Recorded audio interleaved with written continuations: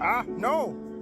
We all have that one attribute that we identify within ourselves, may be considered a fault, but we have no intention of changing whatsoever. I know I do. My fault is that I am competitive to a fault. So, growing up, if you don't know me, I'm the youngest of three. I have an oldest brother, a middle brother, and I'm the youngest. My oldest brother was always the athletically gifted brother. Part of a swim team that went international, won championships all over the world, including Egypt, Naples, whatnot back in high school. My middle brother was always considered to be the smart brother. He always had conversations about quantum mechanics, breadth of the universe, all these high-level scientific math concepts back in high school. And then there was me. I was just the third brother. I'd be damned if I would just allow myself to be that third brother.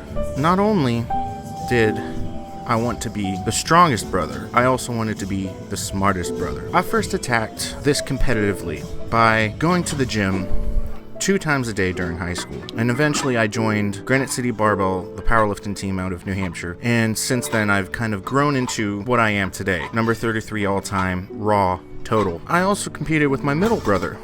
Back in high school, he was the smart one. Back in high school, I had a 4.0, suck my dick. And now that we've both graduated from college, he has an electrical engineering degree. I have a mathematical degree, and we both work at the same company. And coming up, there's the boss of both of us, our conjoined boss, the engineering manager, is coming up for retirement. My brother believes that he's a shoo-in for that job, and I'd be damned if I didn't at least compete with him for that job. Not only have I been competitive with my brothers, if I held myself just to a low standard where I'm only competitive with my brothers, I would not progress to where I am today. And this used to be a issue when I was growing up. I was way too competitive. I hated losing. When I was in hockey, I would get so competitive, so frustrated that I would lash out, and that was an issue. I ended up developing anger issues and being overly violent in hockey. But since then, I've honed in that violent nature that I used to have, that overly competitiveness, and I have my anger mostly under control. I don't lash out at people. I don't hurt people. I don't do any of that stuff anymore. But so when I first started my quote-unquote fitness journey, I was the fat kid. I was large. I was chonky. I was the steak puffed marshmallow man, the Pillsbury Doughboy. And like every American who believes that they are a Chonkosaurus Rex, I thought, you know what? I'm going to start doing cardio. So the first day that I go to Hampshire Hills, the local athletic club, first day I started doing cardio, there was a machine.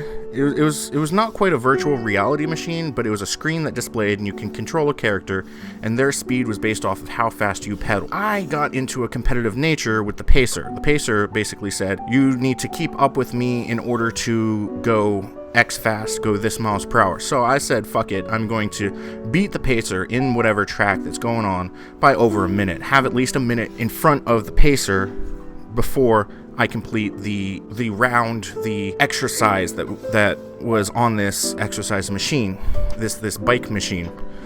And I ended up succeeding in my goal, being over a minute. But also, the moment I stopped, my vision contracted. I passed out and threw up all over the machine. I wasn't allowed on that machine anymore. But I was overly competitive.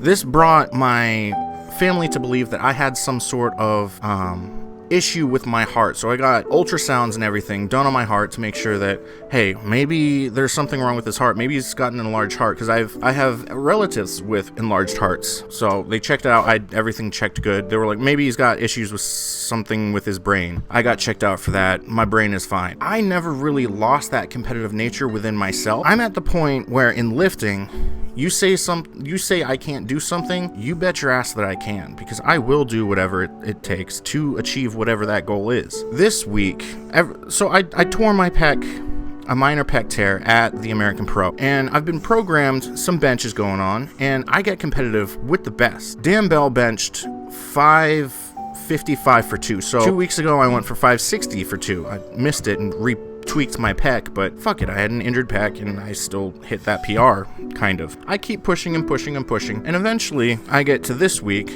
I've got the floor press going on. Everything feels good. I just finished getting a sports massage on Wednesday. I'm programmed a set of 5 RPE 9 on floor press, and I work up to 495, which is 15 pounds over what I hit last week. And on the 4th rep, I start to feel a tightness in my chest, and I'm like, ah, shit. So I re-rack it. Turns out it was just a really bad cramp. No bruising, no soreness the next day, so it's not a pec tear. But competitive nature that I am unable to disassociate myself from being overly competitive in absolutely everything that I do. I have to be competitive. I have to be the best. If I say something, I'm going to do something, I'm going to do it.